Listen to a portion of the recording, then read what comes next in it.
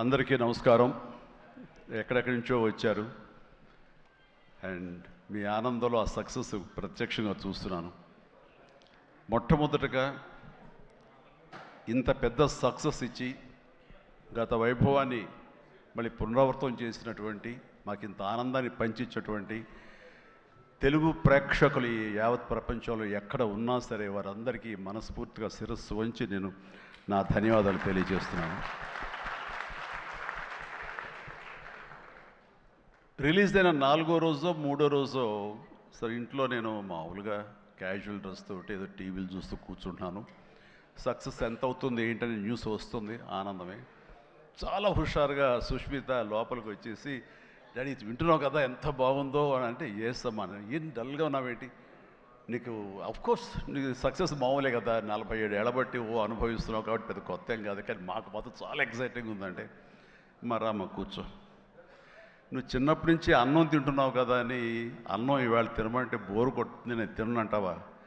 అది అమ్మ వండిందైనా, ఆ తర్వాత భార్య వండిందైనా, ఆ తర్వాత బిడ్డలు మీరు వండిందైనా, ఏదైనా సరే మన అన్నం మన కూరలు జీవితంలో ఎప్పుడు బోరు కొట్టదమ్మా. మళ్ళీ నెక్స్ట్ డే మార్నింగ్ దానికోసం అరువులు చూస్తుంటాం, ఇదే ఆకలి అవుతుంది, ఎప్పుడు అన్నం పెడతారా అని ఉంటారు. కాబట్టి అమ్మ అన్నం ఎప్పుడు బోరు కొట్టవమ్మా. అలాంటిది ఆ సక్సెస్ అన్నది కూడా అలాంటిదే నాకు. ఎందుకంటే అది సీనియారిటీతోటో లేకపోతే సీజన్ అయిపోవడంతోటో అండ్ మెచ్యూరిటీ రావడంతో ఏదో ఒక్కొక్కళ్ళు ఒక్కొక్కలాగా స్పందిస్తాం తప్ప దీని లోపల మీరందరూ ఎంత ఎగ్జిబిట్ చేసుకుంటున్నారో, ఎంత బయటికి అందరూ చెప్పుకుంటున్నారో అండ్ విజయోత్సవంగా మీరందరూ సాహు అనిల్ ఇలా తిరిగి మీరందరూ ఇది ఆస్వాదిస్తున్నారు, అంతకంతా నేను మనసులో ఆస్వాదిస్తుంటాను. మా ఒకసారి అనిపిస్తుంటుంది అంత అదృష్టవంతులు వీళ్ళు వెళ్ళిపోయి అందరితో ఇంటరాక్ట్ అవుతూ ఈ సక్సెస్ని ఇలాగ అందంగా మన అందిపుచ్చుకొని తిరిగి ఆస్వాదిస్తున్నారు. ఆ అవకాశం నాకు లేదు కదా అంటే ఎంతో బాధపడుతుంటే అది ఆ బాధ మౌనం కనిపించిందో కానీ ఇంకోటి కాదు. నేను వీళ్ళు మరీ చెప్పారు, మీరు వెళ్ళండి, ప్రజల్లోకి వెళ్ళండి, అది ఆస్వాదించండి, వాళ్ళతో పాటు మీరు ఇంటరాక్ట్ అవ్వండి, ఆడిచ్చే కిక్ అది వేరే అంతా ఇంత కాదు, అది మరింత ఉత్సాహం మరింత ఊతంగా ఉంటుంది. అది ఫ్యూచర్ సినిమాలకి అది ఫ్యూయల్ లాగా పనిచేస్తుంది. మీకు ఆ ఇంధనాన్ని తీసుకోండి, మరింతగా వర్క్ చేయండి అని చెప్పి నేను చెప్తుంటాను. అందరూ వెళ్ళే ముందు నాకు చెప్పాడు వెళ్తానని, గో హెడ్ అన్న. వినాయక్ కూడా అట్లాగే తన ఠాగూర్ సినిమా తర్వాత, అన్నయ్య ఏంటన్నయ్య ఏం ఆనందంగా ఉందన్నయ్య, వాళ్ళు ఒళ్ళు నలిపేసేసారన్నయ్య, పిసికిసారన్నయ్య, మసాజ్ చేశారన్నయ్య, అది చేస్తుంటే ఆనందం పెరిగిపోతుంది అన్నాడు. నిజం, అలాంటివన్నీ నేను అనుభవించాను. అది నిజంగా అవసరం. ఈ రోజున అలాంటి ఉత్సాహం చాలా సంవత్సరాల తర్వాత మళ్ళీ ఆ స్టేజ్ మీద ఎప్పుడో 2-3 దశాబ్దాల ముందు ఇలా ఇచ్చిపుచ్చుకోవటాలు, షీల్డ్స్ ఇచ్చిపుచ్చుకోవటాలు అనేవి మనం ఎప్పుడు చూడలేదు. అలా ఎగ్జిబిటర్స్కి, బయ్యర్స్కి, డిస్ట్రిబ్యూటర్స్కి ఇలా మా చేతుల మీదుగా స్టేజ్ మీద ఈ రకమైన కళకళలాడుతూ జరుగుతుంటే కనుక వా గత వైభవాన్ని మళ్ళీ వింటేజ్ చిరంజీవినే కాదు వింటేజ్ ఫంక్షన్ సెలబ్రేషన్ కూడా తీసుకొచ్చిన ఘనత అనిల్ రావుపూడిది. So thank you so much. నాకైతే అది నాస్టాలజీ. అలాగే కొంచెం ఓపిక్గా ప్రతి ఒక్కళ్ళని ఆనందపరిచేలాగా షీల్డ్స్ ఇచ్చిపుచ్చుకోవటం, ఆ షీల్డ్స్ ఇంటికి వెళ్ళిన తర్వాత అక్కడ అలమారలో పెట్టుకుంటే అది చూసినప్పుడల్లా ఎన్నో స్మృతులు గుర్తుకొస్తుంటాయి. అలాంటిది మళ్ళీ తిరిగి ఇలాగ రావటం, ఆ ఆనందాన్ని అందివ్వటం చాలా చాలా సంతోషం. అండ్ ఇందాక రాఘవేంద్ర వెళ్ళిపోయారు, ఆయన ఉండగా మాట్లాడేసింది. అనిల్ని చూస్తుంటే వర్కింగ్ స్టైల్ కానీ, ఆర్టిస్ట్ తోటి ఇంటరాక్ట్ అవ్వటం కానీ, వాళ్ళని మంచి గుడ్ హ్యూమర్లో పెట్టడం కానీ, ఇవన్నీ చూస్తుంటే నాకు 100% రాఘవేంద్రరావు గారే గుర్తుకొచ్చేవాళ్ళం. అండ్ ఇందాక ఆయన చెప్పినట్లుగా నాకు రాఘవేంద్రరావు గారే అనిల్ రావుపూడిని పరిచయం చేశారు. బాబాయ్ వెరీ గుడ్ డాన్సర్ చేస్తారు, నువ్వంటే చాలా ఇష్టం, నీలాగా దించేస్తాడని చెప్తుంటే కనుక అవునంటే అక్కడే ఉత్సాహంగా 2-3 స్టెప్స్ కూడా వేసాడు ఆ పార్టీలో. ఎప్పటిగా నువ్వు ఇతనితో సినిమా చేయాలి బాబాయ్, నీ కామెడీ టచ్కి ఇతను కామెడీ కన్సీవ్ చేసే కథలకి వాటికి భలే ఉంటుంది, ఆ రిజల్టే వేరు అన్నారు. మహానుభావుడు ఆ మాట అన్నారు. అప్పుడు ఇందాక అన్నారు కదా, విత్తనం నాటినది మా వటవృక్షం అయ్యేంత సక్సెస్ వస్తుందని ఊహించదు అన్నారు. ఆయన మంచి మనసుతోటి పాజిటివ్ దీంతో నోటుతోటి ఆ మాట ఆయన అన్నారు. అది ఈ రోజు మేము అందరం చవి చూస్తున్నాం. So thank you so much Raghavendra Rao గారు. అట్లాగే ఇంకొక పాజిటివ్ మనిషి, ఎప్పుడు ఇతని సక్సెస్ని హర్షించే మనిషి, సక్సెస్ కోరుకునే మనిషి. అలాగే నేనంటే ఒక అన్నయ్యలా ప్రేమ చూపించే వివి వినాయక్ కూడా ఈరోజు వచ్చాడు. అతను కూడా నాతో 2 సినిమాలు చేశాడు. చేసినప్పుడల్లా అతను మన షూటింగ్స్లో ఎంత ఉత్సాహంగా ఉంటాడో, ఎంత ఉత్సాహం మమ్మల్ని పరుస్తుంటాడో, అదే రకంగా అనిల్ రావిపూడి కూడాను మాస్కి సంబంధించి అంత గ్రిప్పు, అంత పట్టు ఉన్న మనిషి. అండ్ రాఘవేంద్ర గారు ఎప్పుడు ఆర్టిస్టులు చాలా గుడ్ హ్యూమర్లో ఉంచుతారు, సరదాగా ఉంచుతారు. అండ్ మళ్ళీ ఈ రాఘవేంద్ర గారి సినిమా ఎప్పుడు ఎలా ఉంటుంది అనే విధంగా ఉంటుంది. ఆ రకంగా ఈ సినిమాలో ఆర్టిస్టులతో ఉండటం సరదాగా ఉండటం కానీ, అండ్ అరమరికి లేక ఉండటం కానీ, షూటింగ్ గ్యాప్లో తన జోకులతోటి వాళ్ళు నవ్వించడం కానీ, అంటే ప్రతిరోజు షూటింగ్ వెళ్ళే ముందు నాకు ఈ మధ్య సంవత్సరాల్లో 2 షూటింగ్స్ చాలా ఉత్సాహంగా వెళ్ళేవాడిని. ఒకటి 150 వినయ్ ఉన్నాడు, అతను షూటింగ్ చేయటం. ఆ తర్వాత అంతే ఉత్సాహంతో నేను వాల్టర్ వేరేకి వెళ్ళినప్పుడు బాబీ సినిమా కూడా అతను అంత గుడ్ హ్యూమర్లో ఉంచుతాడు, సరదాగా ఉంటుంది, వాళ్ళతో పని చేయడం అనేది ఒక పిక్నిక్ లాగా అంత ఎంజాయ్ చేసింది నేను ఈ సినిమాకి. మనశంకర వరప్రసాద్కి ప్రతిరోజు షూటింగ్ వెళ్తుంటే మధ్యలో ఎక్కడ రోజు షూటింగ్ లేకపోతే ఇంట్లో మామూలుగా కూర్చుంటాం, అదేదో డల్గా ఉంటాం అని కాదు కానీ స్తబ్దతగా ఉంటాం. అండ్ అబ్బా మీరు షూటింగ్ వెళ్తేనే హుషారుగా ఉంటారు, ఇంట్లో ఉంటే ఏదోలా ఉంటుంది, ఏ షూటింగ్ లేదో త్వరగా పెట్టమని చెప్పండి అనిల్ని అని సురేఖ అంటుంటే నేను నిజంగా అంటుంది అదే చెప్పాను. లాస్ట్లో షూటింగ్ అయిపోయిన రోజున ఎలాంటి ఫీలింగ్ అంటే ఒక స్కూల్ విడిచేసి వేరే చోటకి ఎడ్యుకేషన్ కోసం అందరూ విడిపోయి ఆయా ప్లేసెస్కి వెళ్ళిపోతాప్పుడు తెలియని బాధ, తీపి బాధ ఒకటి మనసులో ఇదిగా ఉంటుంది.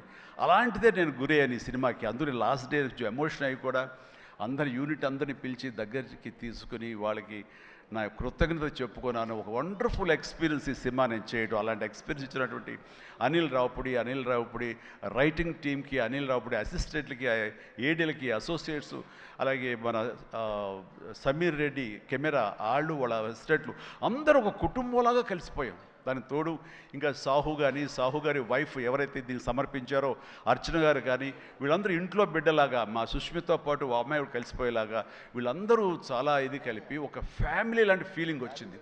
నేను ఎప్పుడు ఒకటి నమ్ముతాను, నాకు కానీ రాఘవేంద్ర గారు కానీ, నాకు కానీ కేఎస్ రామారావు కానీ, ఇలా చాలామందితోటి ఫ్యామిలీ అన్న ఫీలింగ్ వచ్చి డైరెక్టర్లకి, ఆర్టిస్టులకి, నిర్మాతకి ఒక మంచి గుడ్ రిలేషన్ ఉండి గుడ్ ఎమోషన్ కనుక సినిమా ప్రాసెస్ అప్పుడు జరుగుతున్నప్పుడు ఉంటే కనుక దాని రిజల్ట్, దాని ఇంపాక్ట్ ఖచ్చితంగా సినిమా మీద ఉంటుంది. అది నేను అనుభవిస్తూ నా స్వయం అనుభూతో ఉన్నాను.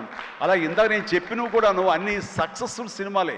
మిగతా సినిమాలకు వచ్చిందంటే ఏదో వర్రీగా, ఏదో డౌట్గా, ఏదోలా ఉంటుంది. కాబట్టి నేను తప్పు నా మీదే వేసుకుంటాను కానీ ఒకళ్ళ మీద నెట్టను నేను, అది కానే కాదు. కానీ నాలో ఉండే జోష్ ఇంట్లో ప్రత్యక్షంగా చూశారు కాబట్టి, అలాగే ప్రత్యక్షంగా సినిమా సెట్స్లో వీళ్ళు చూస్తారు కాబట్టి నేను ఇది ధైర్యంగా చెప్పగలుగుతున్నాను. అందుకని ఏ సినిమా అయినా సరే కష్టపడే పనిచేస్తాం, ఏ సినిమా అయినా సరే ఇష్టంతోనే పనిచేస్తాం. కానీ కొన్ని సినిమాలు ఎగ్జైట్మెంట్ ఇస్తాయి, కొన్ని సినిమాల రిజల్ట్ అలాగే ఉంటుంది. అలాగే ఈ సినిమా ఇంత రిజల్ట్, ఇంత వెరీ గుడ్ విజయం మాకు లభించినందుకు, మాకు ఇచ్చినందుకు, దాంట్లో మధ్యలో ఒక వారధుల్లాగా పనిచేస్తున్నటువంటి బయ్యర్లకి, డిస్ట్రిబ్యూటర్స్కి, ఎగ్జిబిటర్స్కి, ఈ కళకళలాడుతూ ఈ సంక్రాంతి ఇంత బాగా ఉందంటే అందులో ప్రధానమైన కారణం ఈ సినిమా. అందుకని ఈ సినిమాకు సంబంధించిన సంబంధం ఉన్న 50 మంది బయ్యర్లకి, వాళ్ళందరికీ కూడా నా హృదయపూర్వక ధన్యవాదాలు, అభినందనలు తెలియజేస్తాను. నేను ప్రీ రిలీజ్ ఫంక్షన్లో కోరుకున్నాను అన్ని సినిమాలు బాగా ఆడాలి, అన్ని సినిమాలు కళకళలాడుతుండాలి, థియేటర్లకి జనం రావాలి అని అన్నందుకు నేను ఆ కోరిక మన్నించి ఏదో ఒకటి సినిమా, అర సినిమా కొంచెం అటు ఇటుగా ఉన్నా సరే దాదాపుగా అన్ని సినిమాలు ఈ సంక్రాంతిలో ప్రజలు ఆదరించారు, వాళ్ళన్నిటికీ సక్సెస్ కలగజేశారు. అవన్నీ కూడా మంచి ఆయా రేంజుల్లో వాళ్ళకి, ఆ హీరోలకి, ఆ నిర్మాతలకి, ఆ ప్రొడ్యూసర్లకి, డైరెక్టర్లకి, వాళ్ళందరూ కూడా అలాగే ఈ సక్సెస్ దొరికేందుకు ఇది వెరీ గుడ్ సంక్రాంతి, జీవితంలో మర్చిపోలేని సంక్రాంతి. ముఖ్యంగా ఏంది వెంకీ సంక్రాంతి అంటే అదిరిపోద్ది సంక్రాంతి చూస్తావు అన్నట్లుగా అదే చూసాము, అదే అదిరిపోయింది సంక్రాంతి. Thank you. అండ్ ఇక ఈ సినిమాకు సంబంధించిన నా మిత్రుడు, నా సోదర సమానుడు, నా ఫ్యామిలీ ఫ్రెండ్, అన్ని రకాలుగా నా మంచి కోరుకునేవాడు, అతని శ్రేయోభిలాషిగా నేను. అలాంటి వెంకీ సినిమాలో ఉండాలని కోరుకున్నది నేను, అది కోరుకున్నందుకు ఉండేలా చేసినటువంటి అనిల్కి, ఆ తర్వాత 4-5 రోజులు 7-8 రోజులు ఎన్ని రోజులు కానీ ప్రతిరోజు నవ్వులు సెట్లో తమాషాలు అసలు ఎంత అంటే అంత కాదు. అండ్ యంగ్స్టర్స్ ఫీల్ అవుతారు, టీనేజ్ బాయ్స్ అలా ఫీల్ అయిపోయి ఇద్దరం. ఆహా ఓ యా ఇదే అల్లరి ఇదే రకంగా ఉంటుండేది. అందుకని ఆ సినిమాలో అప్పటిదాకా ఏముండదండి, చిరాగా ఉంటాడు. టేక్ అనగానే ఆ హుషారు ఎక్కడి నుంచి వస్తావు అంటే ఇలా అసలు అంతా ఇదే కాదు. అండ్ నా సాంగ్స్కి అతను డ్యాన్స్ చేయటం, అతని సాంగ్ నేను రిపీట్ చేయటం, ఇలాంటి కాన్సెప్ట్ పెట్టి ఇద్దరి మధ్య బ్యాలెన్స్ చేసి ఎవ్వరికి ఏ అసంతృప్తి లేకుండా చేసి well knitted film with a 2 super stars 2 big stars అని కలిసి తన తెలివితేటల్ని ప్రదర్శించుకున్నాడు అనిల్ రియల్గానే. ఇతని డైరెక్షను, ఇతను కన్సీవ్ చేసినటువంటి ఆ సాంగ్, ఆ సీన్స్ ఇవన్నీ కూడాను, అది వెంకీ ఇంట్రో కానీ అది అన్నీ చూస్తుంటే ఎంత ప్లాన్ చేశాడు, ఎంత బాగా ఆలోచించాడు అంటే అంత ఇంత కాదు. అండ్ అందుకని ఎంత పెద్ద యాక్టర్లతోనే సరే, ఎంత పెద్ద సినిమాని సరే హ్యాండిల్ చేసేంత కెపాసిటీ, క్యాపబిలిటీస్ ఉన్నటువంటి ఫ్యూచర్, మన Telugu industry future Anil Ravipudi. And Anil Ravipudi నాతో సినిమా మళ్ళీ చేస్తావా లేదా అది నీ ఇష్టం, అది అందుకనే కారు వచ్చేసింది ఇంకెందుకు అనుకోవచ్చు, నువ్వు పని అయిపోయిందని. లేకపోతే చెప్పు హెలికాప్టర్ ఇస్తావు, చెప్పు మళ్ళీ చేస్తానంటావు. కాబట్టి అది కాదు కానీ నిజంగానే నాకైతే ఇమ్మీడియట్గా మరొక సక్సెస్, ఇంకో షూటింగ్ కావాలి, మరొక సినిమా కావాలి కాదు, కానీ ఈ సినిమా చేస్తున్నప్పుడు ఎక్స్పీరియన్స్ ఉంది, అది మాత్రం నిజంగా మళ్ళీ ఎంజాయ్ చేయాలని నేను కోరుకుంటున్నాను, వెంకీ లాంటి మనిషి కోరుకుంటున్నాడు. బట్ ఎవరికి వస్తుందో ఛాన్స్, ఎలా వస్తుందో తెలియదు. ఇద్దరికి కలిపి వచ్చి ఫుల్ ఫెడ్జెడ్ సినిమాలు ఉంటే మాత్రం ఇద్దరిని చాలా చక్కగా బ్యాలెన్స్ చేయగలడు అన్న భరోసా, నమ్మకం ఇప్పుడు ఇండస్ట్రీకి, మాకు అందరికీ ఇచ్చేసాడు. కాబట్టి definitely it has to happen when he only knows, nobody knows. And ఇక సుష్మిత ముందు సాహు గురించి చెప్పాలి. వెరీ కంపోజ్డ్ పర్సన్, నవ్వే గగనం అన్నట్లుగా అసలు నవ్వటం కూడా ఉండదు. ఏ మనిషి సీరియస్ మనిషి ఏమో అనుకుంటాను. హాయ్ గుడ్ మార్నింగ్ సాహు అంటే సార్ అంతే, హలో అంతే తప్ప మళ్ళీ రోజంతా ఏదో ఉంటుంది, మరీ ఏదో ఇంట్రెస్టింగ్ ఉంటుంది. అలాంటిది ఈ సినిమా ఫస్ట్ టైం రషెస్ చూసిన తర్వాత వచ్చి మాట్లాడాడు, తెగ మాట్లాడి కొట్టేస్తామండి, ఇంకా నేను సినిమా మిగతా సినిమా చూడాల్సిన అవసరం లేదు, చాలా బాగుంది, థియేటర్లో చూసుకోవటమే అదిరిపోయింది అని అంటే అతను ఆ మాత్రం ఎక్స్ప్రెషన్ ఇవ్వటం అనేది చాలా పెద్ద విషయం అండి. అన్నాడంటే కనుక సినిమా అంత గ్రేట్ హిట్ అయిపోతుంది అని అన్నాడు. ఆ రోజే ఈ విజయం గురించి ముందుగా హింట్ ఇచ్చిన వ్యక్తి సాహు గారపాటి. అండ్ తన కంపోజ్డ్ నేచర్ కానివ్వండి, తను చిన్న వయసులోనే తీసిన సినిమాలు తక్కువైనా సరే వాటిని సమర్థవంతంగా వాటిని తెరపైన సెట్స్ పైన నడిపించిన విధానం కానివ్వండి, అటు ఎగ్జిబిట్ చేసిన విధానం కానివ్వండి, అది చాలా చాలా బాగుంది. అండ్ ఆర్టిస్టులు అందరినీ కూడా చాలా బాగా చూసుకున్నాడు. ముఖ్యంగా వాళ్ళ వైఫ్ అర్చన కూడా ఒక ఫ్యామిలీలాగా కలిసిపోయింది అనమాట. And thank you so much. మళ్ళీ మళ్ళీ మళ్ళీ ఇంకోసారి కూడా చెప్పే అవకాశం ఇంకో స్టేజ్ మీద ఇస్తారు అనుకుంటున్నాను మీరంతా. Thank you so much. ఇక సుష్మిత విషయం నేను చెప్పాల్సి వస్తే, తను ఈ ఇండస్ట్రీలో తను రావాలి అని నిర్ణయించుకున్న తర్వాత ఫస్ట్ చెప్పింది రామ్ చరణ్కి, రా అని అక్క, నువ్వు డెఫినెట్లీ దిస్ గ్రేట్ ఇండస్ట్రీ, మనం ఇక్కడ అందరినీ మనం కనుక ఇది ఇక్కడ మనకి ఏం కావాలి, ఏ బ్రాంచ్లో మనం వెళ్ళాలి అని అంటే నాకు అదేం లేదు, సినిమా ఇండస్ట్రీ నేను రాణించగలను అనేది నాకు ఐడియా లేదు. ఫస్ట్ ఆఫ్ ఆల్ ఏదో ఎంటర్ అవ్వాలి అంటే ఓ పని నా కాస్ట్యూమ్స్ అవి చూసుకోండి. రంగస్థలంలో తన కాస్ట్యూమ్స్ గురించి, రంగస్థలంలో కాస్ట్యూమ్స్ ఏమున్నాయి పాప, ఏముంటాయి అంటే ఏదోనా సరే లుంగి కానీ అది కానీ ఆ గెటప్ కోసం అని చెప్పి తను సుకుమార్ వాళ్ళందరి దీంట్లో డిజైన్ చేసుకుంటే చాలా రస్టిక్గా ఉండాలి, చాలా ఇదా ఉండాలి అంటారు. వాళ్ళు చెప్పిన మాట ఏంటంటే, ఒక చిరంజీవి గారు అమ్మాయి రామ్ చరణ్ సిస్టర్ అన్న ఫీలింగ్ లేకుండా గబుక్కుని ఏదో ఒక లుంగి కావాలంటే రాజమండ్రి ఆ ప్రాంతంలో కారు వేసుకుని తనే బయలుదేరి షాప్ తిరిగి డైరెక్టర్ కోరుకున్నటువంటి ఆ క్లాత్ కోసం తను తిరిగి చెమట కక్కుకుంటూ వచ్చి చేసింది అని చెప్పినప్పుడు నేను చాలా అంత కష్టపెడతా ఎవరు ఉంటారు కదా మా అసిస్టెంట్ అంటే నాకేం తెలియదు, మళ్ళీ వాడిని పంపిస్తే ఏం చేస్తారో ఏమో తెలియదు, నేనే వెళ్ళానంటూ అంటే కష్టానికి నెరవక నాన్న నుంచి కానీ తర్వాత తమ్ముడి నుంచి కానీ ఈ ఇండస్ట్రీలో రాణించాలంటే కష్టం ఒక్కటే పరమావధి, కష్టం ఒక్కటే నిజమైనటువంటి ఆయుధం, ఆ ఊతం అని తెలుసుకున్న మనిషిగా నాకు చాలా ఆనందం వచ్చింది. తను ఏవైనా ఇండస్ట్రీలో చేయగలదు, సాధించగలదు నమ్మకం. ఫస్ట్ టైం ఆ రాజమండ్రి వీధుల్లో తను ఎవరో మర్చిపోయి ఒక కాస్ట్యూమర్ లాగా పరిగెత్తిందంటే that is the best thing. నేను దాన్ని మనస్ఫూర్తిగా దాన్ని హర్షిస్తున్నాను, వెల్కమ్ చేస్తున్నాను. ఆ తర్వాత నేను సినిమాలు చేసి ప్రొడ్యూసర్గా చేయాలనుకుంటున్నాను, నాకు ఇంట్రెస్ట్ కలుగుతుంది, ఇక్కడే సెటిల్ అవ్వాలనుకుంటే ఇది వండర్ఫుల్ ఇండస్ట్రీ అమ్మా. ఇక నువ్వు రాణించాలి అంటే కనుక ఖచ్చితంగా నీకు అవకాశం ఉంటుంది. ఇది ఒక దీనిలాగా ఎంతమంది వచ్చినా సరే అంతమందికి ప్లేస్ ఉంటుంది. అది ఎవరు రాణిస్తారు ఎవరు రాణించరు అనేది మన వ్యక్తిగత కష్టాన్ని బట్టి, మన యొక్క గోల్స్ని బట్టి ఉంటాయి ఇక్కడ. కాబట్టి ఇంకొక విషయం, ఇండస్ట్రీ ఈ సినీ పరిశ్రమ అనేది అద్దం లాంటిది.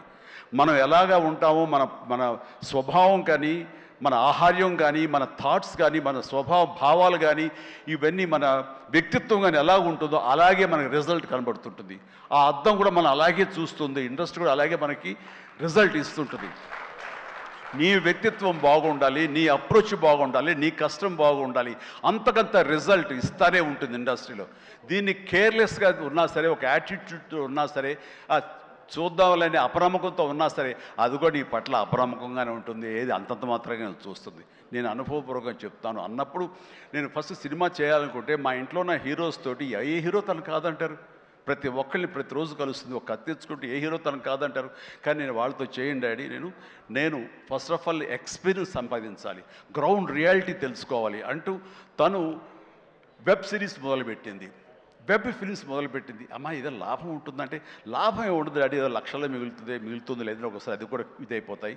కానీ నాకు ఎక్స్పీరియన్స్ గెయిన్ చేస్తాను, ఎక్కడెక్కడ ఏమిటి ఎన్ని డిపార్ట్మెంట్లు ఉంటాయంటూ ప్రతి డిపార్ట్మెంట్ని చవి చూస్తూ దానిలో ఒక ఎక్స్పీరియన్స్ గెయిన్ చేస్తూ, అలాగే తన ఫిలిమ్స్ తీసింది, చిన్న ఫిలిమ్స్ చిన్న హీరోలతో చేసినప్పుడు తను ఒక కాన్ఫిడెన్స్ గెయిన్ చేసుకుంది.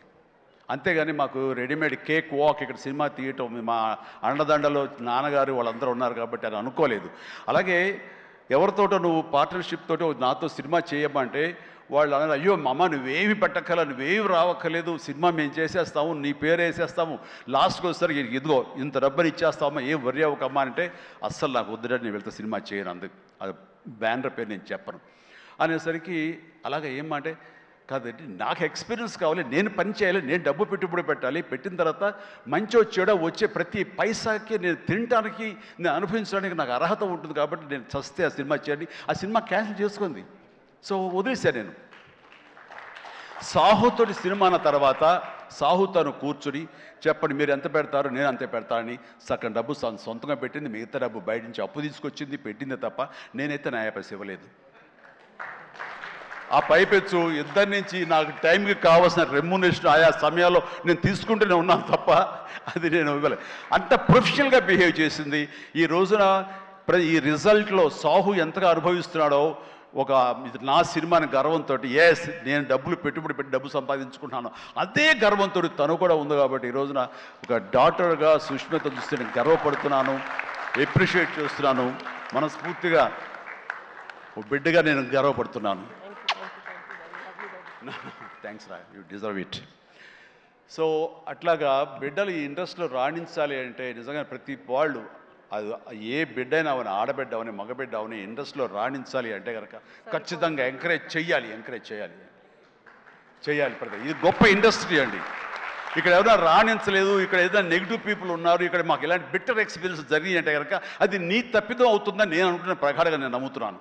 నువ్వు స్ట్రిక్ట్గా ఉండి సీరియస్గా ఉంటే కనుక ఏ ఒక్కటి అడ్వాంటేజ్ తీసుకోవడానికి ప్రయత్నించారు, ఎలాంటి ఏదంటే క్యాస్ట్ కావచ్చు అలాంటివి ఏమి ఉండవండి. నీ బిహేవియర్ బట్టి ఉంటుంది. మీకుండే అభద్రతా భావంతో ఏమో అలాగేలా ఉండాలేమో అని ఉండకూడదు. ఎస్ నువ్వు ప్రొఫెషనల్గా ఉండు, అవతల కూడా ప్రొఫెషనల్గా ఉంటారు. ఈ ఇండస్ట్రీ అనేది ఒక అద్దం లాంటిది, నువ్వేమి ఇస్తావు తిరిగి నీకు అదే వస్తుంది. కాబట్టి ప్రతి ఒక్కరికి ధైర్యంగా పరిశ్రమకు రావాలి అనుకుంటే కనుక కృత నిశ్చయంతో, దృఢ సంకల్పంతో, హార్డ్ వర్క్ని ఆసరాగా తీసుకుని రండి. ఇది గొప్ప ఇండస్ట్రీ, మీరు అందరూ రాణిస్తారు, చేస్తారు. అది ఆడబిడ్డలు కానివ్వండి, మగవాళ్ళు కానివ్వండి, ఎవరైనా సరే. సో అది నేను వెల్కమ్ చేస్తున్నాను. దానికి ప్రత్యక్ష సాక్ష్యం సుష్మిత, అలాగే దత్తు గారి పిల్లలు స్వప్న దత్, ఇలాంటి వాళ్ళందరూ కూడా ఎంతోమంది, ఇది ప్రధానంగా ఇంత డిస్ట్రిబ్యూటర్స్ తరపునట్టు మాట్లాడిన సుప్రియ, వీళ్ళందరూ కూడా ఆ స్థాయి వాళ్ళు. అండ్ తర్వాత ఇక లాస్ట్ టైం నేను టెక్నీషియన్స్ గురించి పెద్దగా